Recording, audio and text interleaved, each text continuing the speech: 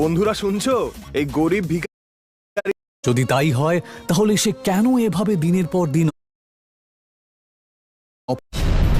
কোথায় যাচ্ছ? আমার নাম অয়ন, আমাকে ওই বার্থডে পার্টিতে ইনভাইট করা হয়েছে। বন্ধুরা শুনছো, এই গরিব ভিখারিটার কথা।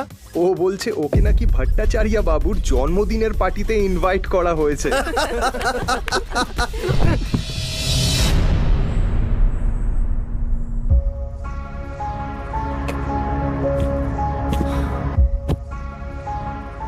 রুষা বেবি, চলো বাড়ি যাই। বেবি? রুষা, তুমি এই ভিখারিটাকে চেনো নাকি? কই না তো। Who the hell are you? এটা শুনি অয়ন অবাক হয়ে যায়। এর আগেও রুষা অনেকবার অয়নকে অপমান করেছে। রুষা, চলো এবার বাড়ি যাই। এ ভিখারি, বেরো এখান থেকে। সিকিউরিটি, একে ঘাড় ধাক্কা দিয়ে বের করে দাও।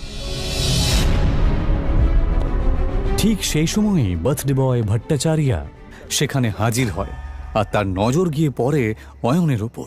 অয়ন তার জন্মদিনে এসেছে এটা দেখে সে অবাক হয়ে যায়। অয়ন রয় চৌধুরী স্যার, আপনি আমার পার্টিতে এসেছেন? আমার তো বিশ্বাসই হচ্ছে না। আপনি আমার পার্টিতে এসেছেন, আমি তো ধন্য হয়ে গেলাম sir. Please please please please please please আসুন স্যার, প্লিজ আসুন। এই দৃশ্যটা দেখা মাত্রই রুষা আর বাকি সবার মাথা খারাপ হয়ে যায়, কিন্তু অয়ন কোনো কথা না বাড়িয়ে ওখান থেকে চুপচাপ বেরিয়ে যায়। বাইরে গিয়ে সে রুষার জন্য অপেক্ষা করতে থাকে।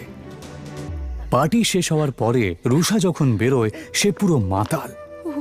Sorry sorry.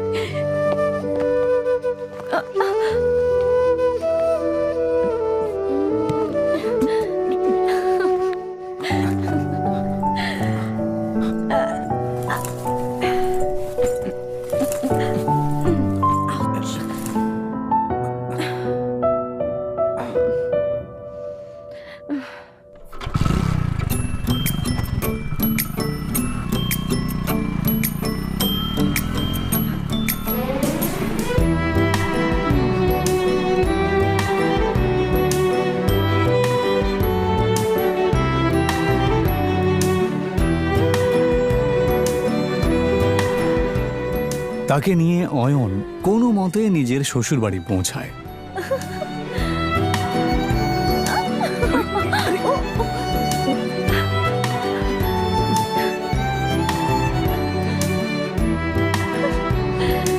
অয়ন শ্বশুর বাড়িতেই ঘর জামাই হয়ে থাকত, আর এই বিষয়টা নিয়ে সবাই ঠাট্টা করত।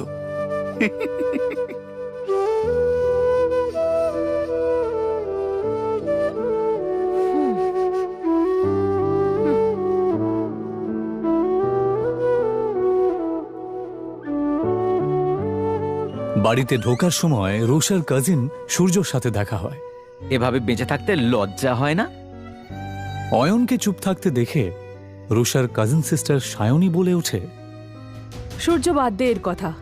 জানি না রুষা কি দেখেছে যার জন্য একে এখনো বাড়ি থেকে ঘাট ধাক্কা দিয়ে বের করে দেয়নি।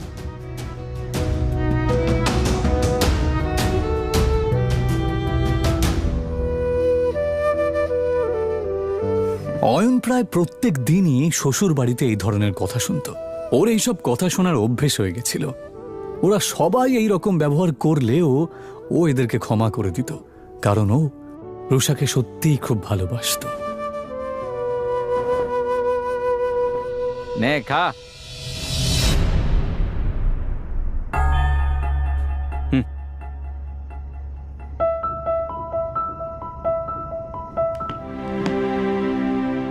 ভিখারি কুত্তা কোথাকার। ওর একটাই দুর্বলতা ছিল, যার জন্য ওকে দিনের পর দিন এভাবে অপমান সহ্য করতে হচ্ছিল।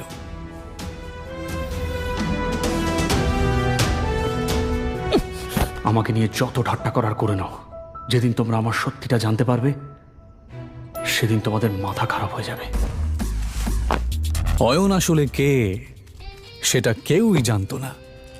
তবে কেন জানি না অয়ন নিজেও কাউকে কিছু বলতে চাইতো না।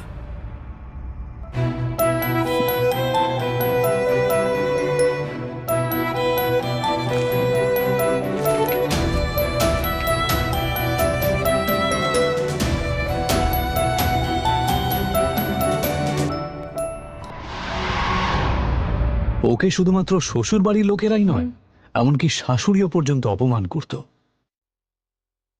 উনি রুষা আর অয়নের ডিভোর্সও করিয়ে দিতে চেয়েছিলেন।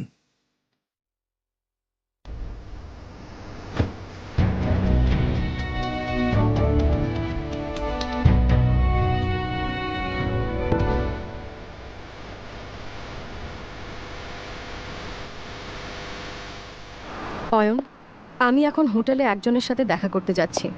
তুমি কিন্তু কাউকে বলবে না যে তুমি আমার স্বামী, বুঝেছো? কিন্তু রুষা, অয়ন, তুমি ভালো করেই জানো যে ভেতরে যারা আছেন তারা কত বড় লোক। ওরা যদি জানতে পারেন যে আমার স্বামী একজন গরিব কাঙ্গাল, তাহলে আমি কাউকে মুখ দেখাতে পারবো না। অয়ন নিজের স্ত্রী রুষার কথা শুনে চুপ করে যায়। এটা প্রথমবার নয় যখন রুষা তার দরিদ্র স্বামীকে অপমান করছে। এর আগেও অয়নকে অনেকবার সে অপমান করেছে। রুষার বাড়ির লোক অয়নের সাথে একটা কুকুরের থেকেও খারাপ আচরণ করত, কিন্তু অয়ন কারোর কথায় মন খারাপ করত না, কারণ সে তার স্ত্রী রুষাকে পাগলের মতো ভালোবাসত। আজ রুষা তার ছোটবেলার বন্ধু রূপালী এবং আরও কিছু বড়লোক বন্ধুদের সাথে হোটেলে দেখা করতে যাবার সময় অয়নকে সচেতন করছিল। অয়ন, শেষবারের মতো বলছি, ভেতরে গিয়ে কোনো সিন ক্রিয়েট করবে না। ঠিক আছে, তুমি যা বলবে। হোটেলের ভেতরে বড়লোক বাবার বখাটে সন্তান প্রেম সেন, রাজ বোস এবং পারাস আগরওয়াল বসেছিল। আসলে তারা রূপালীর বন্ধু হলেও রুষাকে দেখার পর এবং তার রূপ দেখার পর অবাক হয়ে যায়। এটা কে রূপালী? এত সুন্দর দেখতে। ও ও আমার বেস্ট ফ্রেন্ড রুষা। অয়নের জামা কাপড় দেখে নাক মুখ মেকিয়ে পারাস জিজ্ঞেস করে, আরে এই সুন্দরীর সাথে বাঁদরটা কে রে? আর ঠিক তখনই অয়ন বলে ওঠে, নমস্কার, আমার নাম অয়ন। আরে হ্যাঁ, মনে পড়েছে, রুষা সিংহ। তার মানে আপনি অয়ন, যার সাথে রুষার বাবা সিদ্ধার্থ সিংহ ওনার মেয়ের বিয়ে দিয়েছেন। কি ঠিক বললাম তো রুষা? প্রেম আর পারাস যেই বুঝতে পারে যে এই গরিব লোকটা আসলে এই সুন্দরী মেয়েটার স্বামী, তখন রুষাও তাদের সাথে আর ফ্লার্ট করতে পারে না। কিন্তু তারপর তারা তিনজনে মিলে অয়নের দারিদ্রতা নিয়ে ঠাট্টা করতে থাকে। আচ্ছা অয়ন দাদা, আমি শুনেছি আপনি নাকি একটা ব্যাংকে চাকরি করেন। তা কত টাকা স্যালারি পান? এই তিনটে ছেলে সমানে অয়নকে অপমান করছিল আর হাসছিল। ওই 12,000 মতো পাই। কত বললেন? 12,000। কখনো কখনো বোনাস পেলে 15,000 মতো হয়ে যায়। ভালোই স্যালারি পান আপনি। আমার জুয়েলারি অ্যাকাউন্টেন্টের স্যালারির অর্ধেক, তবুও আজকালকার দিনে এটাই অনেক। আচ্ছা পারাস, যদি তোর স্টোরে কোনো স্টাফের দরকার পড়ে তাহলে অবশ্যই অয়ন দাদাকে বলিস। ওনাকে দেখে কর্মঠ মনে হচ্ছে, আর আশা করি ওনার কাজ তোর ভালোই লাগবে। হ্যাঁ হ্যাঁ, নিশ্চয়ই প্রেম, নিশ্চয়ই। 20-25 হাজার টাকার চাকরি তো আমি ওনাকে দিতেই পারি। আচ্ছা অয়ন দাদা, আপনি চাইলে কাল থেকেই জয়েন করতে পারেন। তারা কাকে জব অফার করছিল? অয়নকে। ও চাইলে তাদের তিনজনকেই কিনে ফেলতে পারত। অয়ন যে আসলে অয়ন রয় চৌধুরী এটা কেউই জানতো না, এমনকি রুষা এবং তার বাড়ির লোকেরাও এটা জানতো না যে এই গরিব অয়ন আসলে কে। অয়নও যেহেতু এই আসল সত্যিটা কাউকে জানাতে চায় না, তাই সে এমনভাবে এই পরিস্থিতিটা সামলালো যে কেউ কিছু বুঝতেই পারল না। ও বলল, ধন্যবাদ মিস্টার আগরওয়াল, আপনার অফারটা সত্যি খুবই ভালো। আপনি যে আমার জন্য এতটা ভেবেছেন, এই জন্য আপনাকে ধন্যবাদ জানাই। তবে সত্যি বলতে আমি গয়নাগাটির ব্যাপারে বিশেষ কিছু জানি না। এদিকে রুষা অয়ন আর রূপালীর বড়লোক বন্ধুদের মাঝের কথোপকথন শুনে রেগে যায়। আরে আরে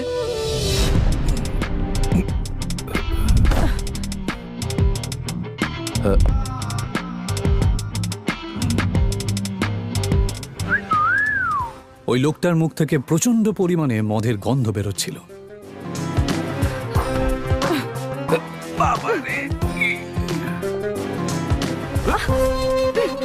দেখে তো মনে হচ্ছে ভালোই এনার্জি আছে। অসভ্য লোক, তোর সাহস কি করে হয় আমার সাথে সব কথা বলার? ছেড়ে দাও আমাকে। এই দাঁড়া দাঁড়া বলছি। কি বললি? আমি অসভ্য? আগে নিজেকে দেখ, বেশি নাটক করিস না, বুঝেছিস? ছেড়ে দে আমাকে।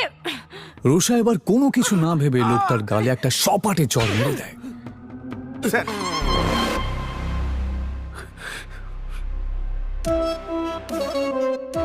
চরের প্রতিশোধ কি করে নিতে হয় আমি তোকে দেখাচ্ছি।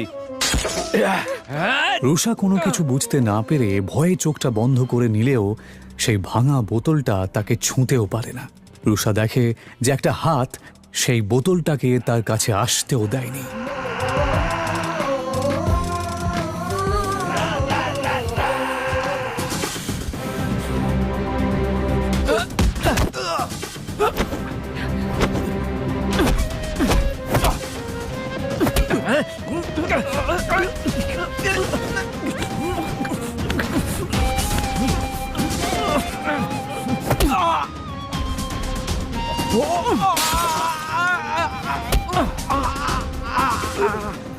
নেশার চোটে তোর মাথা খারাপ হয়ে গেছে।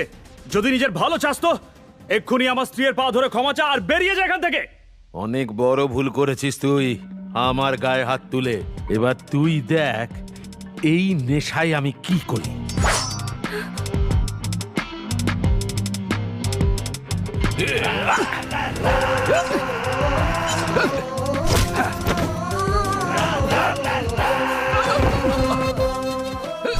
অয়নের এই আচরণ দেখে রুষা অবাক হয়ে যাচ্ছিল। সে বেচারি কিছুতেই এটা দেখে বিশ্বাস করতে পারছিল না। প্রেম সেন এবং রাজ বেদিও চিৎকারের আওয়াজ শুনে সেখানে দৌড়ে আসে। এই অসভ্য মাতালটা আমাকে একা পেয়ে আমার উপর জোর খাটানোর চেষ্টা করছিল। এটা শুনে প্রেম সেন রেগে যাবার ভান করে, কারণ ও রুষার মন জয় করতে চাইছিল। আর এই জন্যই সে পুরো বিষয়টা সামলানোর দায়িত্ব নিয়ে নেয়। আর নেবে নাই বা কেন? এই প্রাইড হোটেল তাদেরই পারিবারিক ব্যবসার অংশ যে। তোর সাহস কি করে হয় রুষার সাথে এরকম আচরণ করার? অসভ্য লোক কোথাকারে। লোকটাকে একটু বেশি মারছে। একটা জিনিস তো পরিষ্কার যে এই লোকটা শুধুমাত্র একজন মাতাল নয়। প্রেম সেন আর রাজ বোস কিছুতেই থামছিল না, আর তার জন্যই অয়ন তাদেরকে থামানোর জন্য বলে, ব্যাস অনেক হয়েছে, ওর শাস্তিও পেয়ে গেছে। এইভাবে মারতে থাকলে ও মরে যাবে তো। আরে অয়ন দাদা, আপনি এত ভয় পাচ্ছেন কেন? আমি এই হোটেলের মালিক, তাই এই ব্যাপারটার এখানেই মিটমাট হয়ে যাবে। একটা বোকা ভীতু লোক। অয়নের ওপর রুষার প্রচন্ড রাগ হচ্ছিল। রুষা প্রেম সেন আর রাজ বেদির দিকে তাকিয়ে বলল, এবার বাদ দাও, ছেড়ে দাও ওকে। ও অয়ন দাদা, আপনি দেখছি বেশ ভীতু। আমাদের সঙ্গে থাকুন, তাহলে একটু সাহসী হয়ে যাবেন। কথাটা অয়নকে খোঁচা মেরেই বলা হলো, যদিও এসব শোনার পরেও অয়ন চুপ করেই থাকে। ইতিমধ্যেই কয়েকজন গুন্ডা সেখানে ঢোকে, আর প্রেম সেন গুন্ডাদেরকে ভেতরে আসতে দেখে। মনে হচ্ছে এই মোটা ষাঁড়ের গায়ে গন্ডারের চামড়া লাগানো। এত মার খাওয়ার পরেও ব্যাটার শিক্ষা হয়নি। কোনো ব্যাপার না, এদের ব্যবস্থা আমি করছি।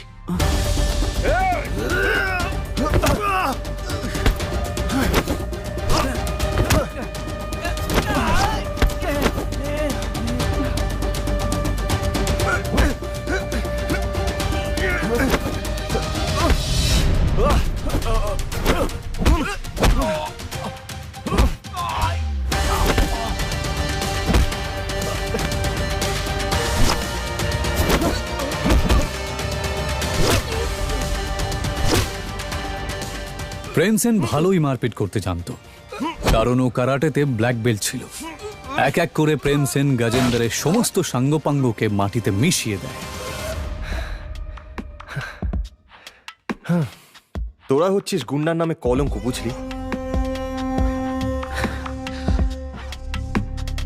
ফাটিয়ে দিয়েছিস ভাই, তোর কোনো জবাব নেই। আমার মনে হয় না ওরা আর উঠতে পারবে বলে। মিস রুষা আর রূপালী, তোমরা ঠিক আছো? প্রেমের প্রশ্নটা শুনে রুষা আর রূপালী তাদের ঘাড় নাড়ল। প্রেম আসলে এসব করছিল রুষার নজর কাড়ার জন্য। যদিও রুষার নজর তখন তার স্বামী অয়নের দিকেই ছিল, সেই অয়ন যে চুপচাপ বসে গুন্ডাদের দিকে তাকিয়েছিল। প্রেম সেন আরও ক্ষিপ্ত হয়ে যায়। ভাই, এবার এদেরকে নিয়ে কি করবি? কাউকে ডাকবো নাকি এদের ব্যবস্থা করার জন্য? আরে তার দরকার পড়বে না, আমার স্টাফ দেখে নেবে। চলো তোমরা বাইরে চলো। পারাস আসলে একটু বাড়তি কথা বলছিল, যদিও সেরকম কিছু করার ক্ষমতা ওর ছিলই না।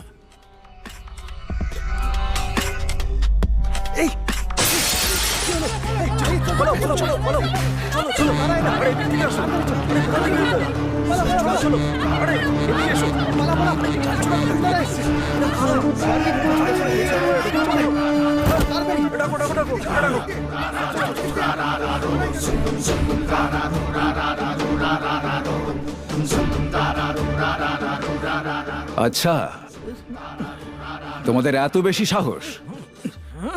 যদি তাই হয় তাহলে আমার সামনে এসো। সেই তো, ভয় কেন পাবো? তোদের হারানোর জন্য সাহসের কি প্রয়োজন?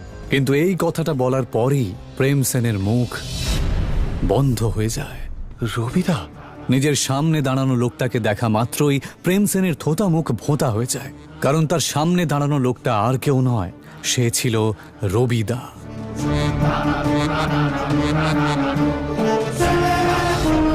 তাদের সবার লাল চোখ দেখে এটা বোঝা যাচ্ছিল যে তারা এখানে প্রেম এবং বাকি সবাইকে শেষ করতেই এসেছে।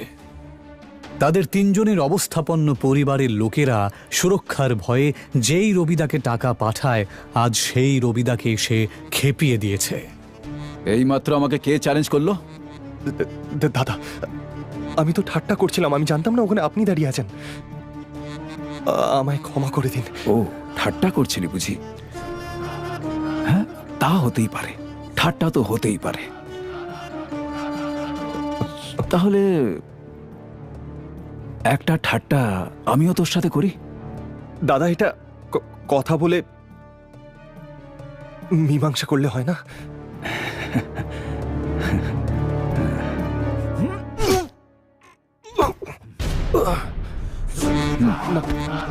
দাদা, দাদা, ক্ষমা করে দিন।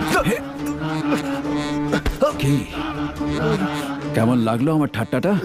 এদিকে কারাটেতে ব্ল্যাক বেল্ট পাওয়া প্রেম মেঝেতে শুয়ে নিজের বুকে হাত দিয়ে জোরে চিৎকার করতে লাগলো। পারাস আর রাজ এটা দেখে অবাক হয়ে যাচ্ছিল।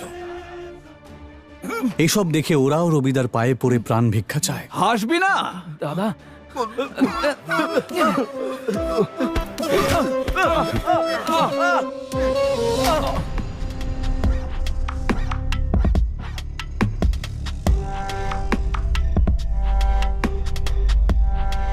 ওঠাতে পারছিস না?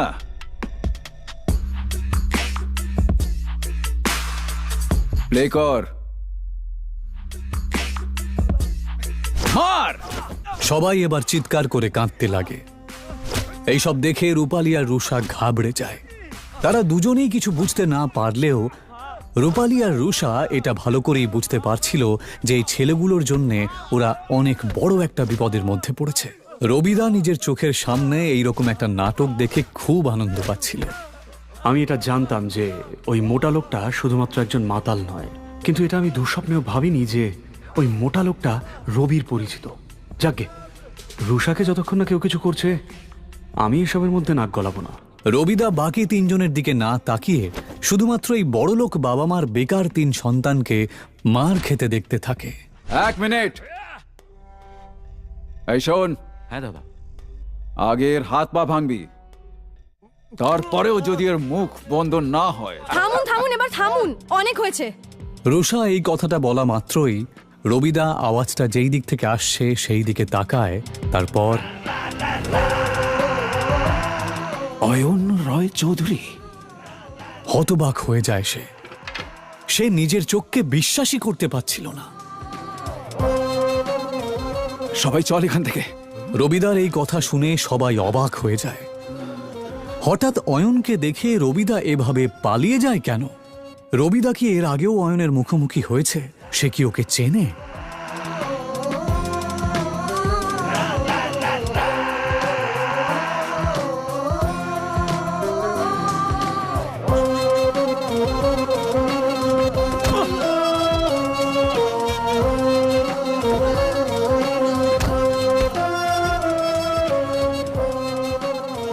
সত্যি কি অয়ন একজন আরবপতি? যদি তাই হয় তাহলে সে কেন এভাবে দিনের পর দিন অপমান সহ্য করছে? রুষার বাবা অয়নের মতন একটা গরিবের সাথে কেন তার বিয়ে দিয়েছে?